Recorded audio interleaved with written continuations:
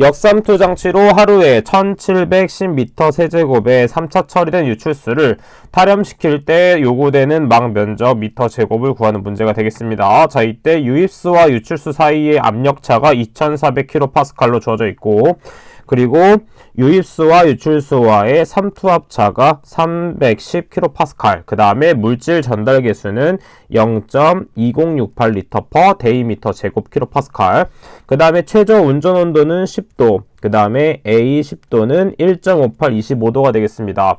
자, 그러면 25도씨에서의 물질 전달 계수를 나중에 구한 다음에 10도씨에 관련된 것으로 바꿔줘야 된다라고 생각해주면 되겠죠. 자, 그 다음에 해당 문제에 대해서는 많은 분들이 질문을 하고 계시는데, 해당 문제는 공식을 암기해서 한다기보다는 단위 환산 개념으로 접근해서 보는 게 보다 더 쉽게 접근할 수 있는 부분이 되겠습니다. 자, 문제에서 주어진 단위를 가지고 요구되는 막 면적을 구해야 된다 생각했을 때 우리가 복잡한 녀석을 기준으로 봐주시면 되겠습니다. 자, 그래서 물질 전달 계수의 단위를 보게 되면 리터, 데이, 미터 제곱, 킬로파스칼이 주어져 있는데, 물질 전달 계수에 있는 이 미터 제곱이 막 면적이 되겠구나 라고 생각해주면 되겠습니다. 따라서 미터 제곱이 막 면적이 되어야 되기 때문에 이게 분모에 들어가야 되겠죠. 왜냐하면 역수로 되어야 되기 때문입니다. 따라서 요구되는 막 면적을 구해보도록 할게요. 그런데 지금 25도씨에서 물질 전달 계수는 25도씨이기 때문에 25도씨에 해당하는 막 면적을 먼저 구해보도록 하겠습니다. 자, 그러면 먼저 물질 전달 계수를 분모에 넣어야 된다 했죠. 자, 그래서 0.2068 리터분의 데이 곱하기 미터 제곱 곱하기 킬로파스칼이 되겠습니다.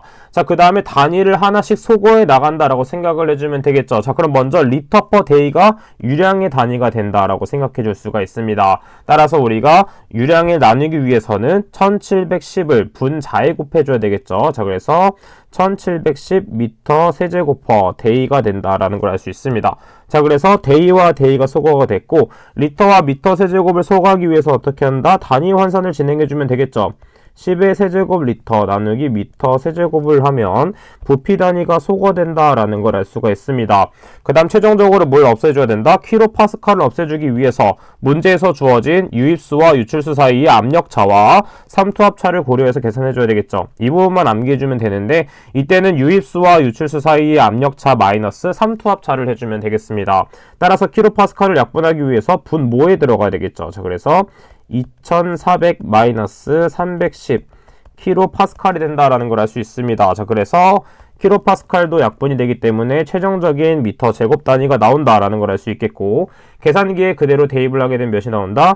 3956.3918 미터 제곱이 된다라는 걸 알 수 있습니다. 자, 그 다음에 최저 운전 온도가 10도씨이기 때문에 10도씨에 대한 면적으로 바꿔주도록 하면, 면적의 10도씨에 대한 면적은 우리가 A 25도, 즉 25도씨에 대한 면적 곱하기 1.58이 되겠습니다. 자, 그래서 위에서 구한 값 곱하기 1.58을 해주면 되겠죠. 계산기에 그대로 대입을 하게 되면 6251.10 미터 제곱이 된다라는 걸 알 수가 있습니다. 자, 그래서 정답은 몇이 된다? 2번이 정답이 된다? 체크해 볼 수 있겠죠. 42번 문제 한번 보도록 하겠습니다. MLSS 농도가 3000mg/L, FMB가 0.4이고 포기조의 DO가 350mg/L인 폐수가 3000m 세제곱 퍼 데이로 유입되고 있을 때 포기조의 체류 시간을 구하는 문제가 되겠습니다. 자, 이때는 FMB를 활용해서 계산해주면 되겠죠. 자, 그래서 FMB는 어떻게 구할 수 있다? FMB는 부피 곱하기 MLSS 농도, 그 다음에 BOD의 농도 곱하기 유량이 된다라는 걸 알 수가 있습니다. 자, 근데 포기조의 체류 시간은 유량과 부피를 통해서 알 수 있기 때문에 우리가 체류 시간이 어떻게 변한다라는 걸 알 수가 있겠죠. 왜냐하면 우리가 유량 나누기 부피는 체류 시간분의 1이 되기 때문에 체류 시간 HRT가 아래로 들어가고, 그 다음에 X값, 그 다음에 BOD가 들어간다라는 걸 알 수 있습니다. 자, 문제에서 주어진 것은 무엇이다? FMB가 아니라 HRT를 구하는 것이기 때문에 두 개의 위치를 바꿔주면 되겠죠. 따라서 포기조의 체류 시간은 어떻게 구할 수 있냐면 FMB 곱하기 MLSS 농도 곱하기 BOD 농도를 분자에 대입해주면 되겠죠. 자, 그러면 하나씩 대입해 보도록 하겠습니다. BOD의 농도는 350mg/L가 된다라는 걸 알 수 있겠고, 그 다음에 FMB는 0.4, 그 다음에 X값은 몇으로 주어져 있다? X값은 3000으로 주어져 있네요. 자, 그 다음에 우리는 시간 단위이기 때문에 day를 hour로 바꿔줘야 되겠죠. 자, 그래서 24시간으로 바꿔주도록 하면 정답은 7시간이 나온다라는 걸 알 수 있습니다. 자, 그래서 정답 몇 번이 된다? 2번이 된다? 체크해 볼 수 있겠죠. 45번 문제 한번 보도록 하겠습니다.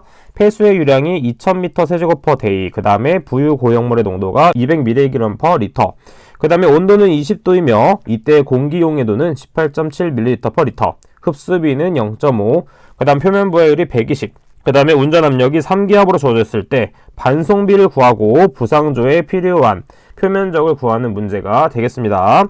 자, 그럼 먼저 ASB 공식을 알고 있다면 우리는 충분히 풀어낼 수 있겠죠. 자, 그래서 ASB 공식을 한번 적어보도록 하겠습니다. 자, ASB는 어떻게 된다?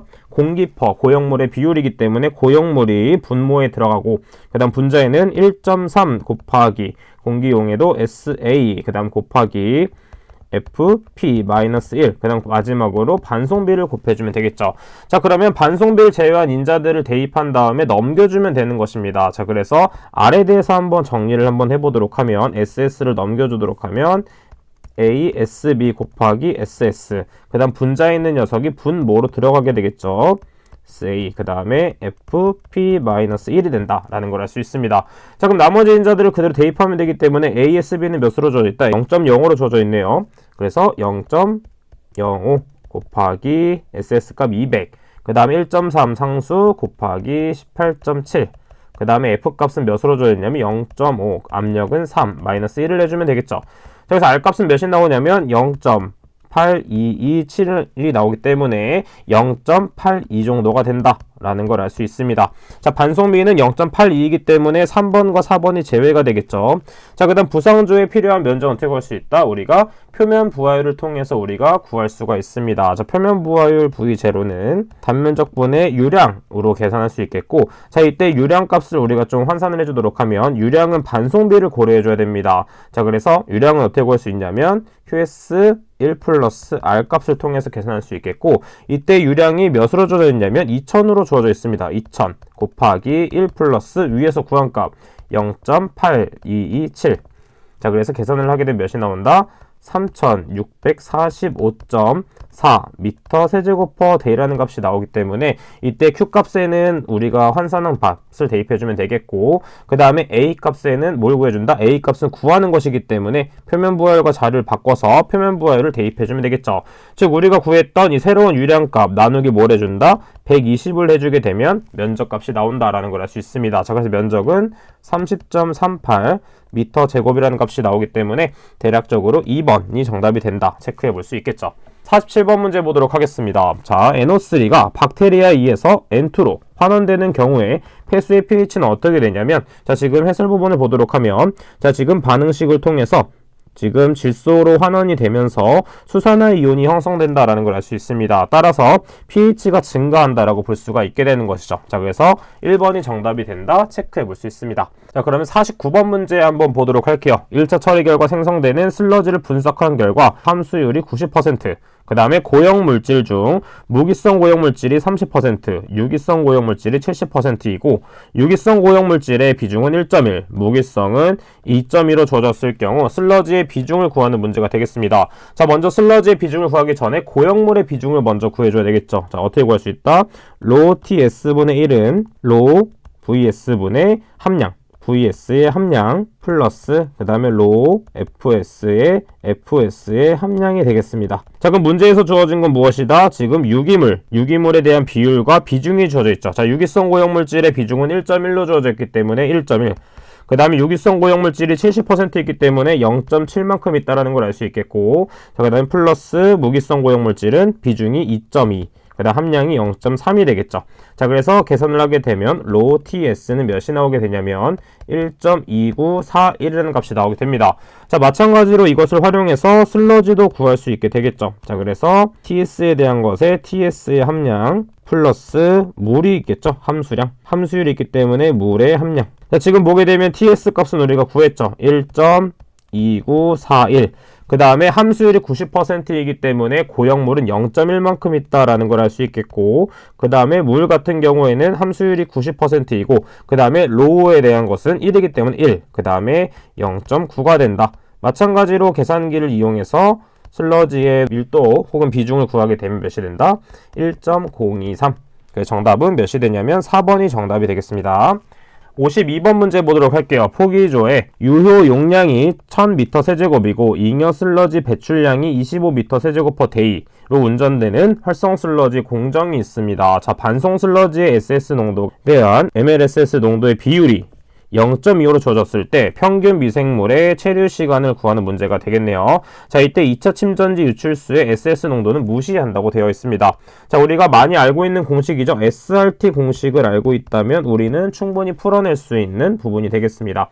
자, SRT는 V 곱하기 X 나누기 XR 곱하기 QW 플러스 XE 곱하기 Q 마이너스 QW가 됩니다. 하지만 문제에서 2차 침전지 유출수의 SS 농도가 무시되기 때문에 뒤쪽에 있는 부분이 0으로 들어가기 때문에 0 처리가 된다. 자, 그래서 날릴 수 있다라는 걸 알 수 있겠고, 자, 그래서 V값, X값, XR값과 QW 값을 알고 있다면 우리는 충분히 풀어낼 수 있습니다. 자, 근데 지금 문제에서 보도록 하면 XR분의 XR의 B, 자, 이것에 대한 비율이 몇으로 주어져 있다? 0.25로 주어져 있기 때문에 0.25를 바로 대입할 수 있다라는 걸 알 수 있겠죠.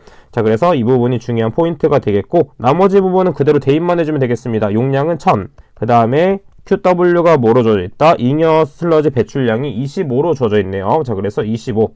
만약 단위를 맞추기 위해서 미터 세제곱 per day이기 때문에 이때 계산기에 그대로 대입을 하게 되면 11이 된다. 정답은 4번이 된다. 체크해 볼 수 있게 되는 것이죠. 자, 해당 문제는 공식을 알고 있다면 충분히 풀어낼 수 있는 문제였기 때문에 우리가 어렵지 않게 풀어낼 수 있는 문제였습니다.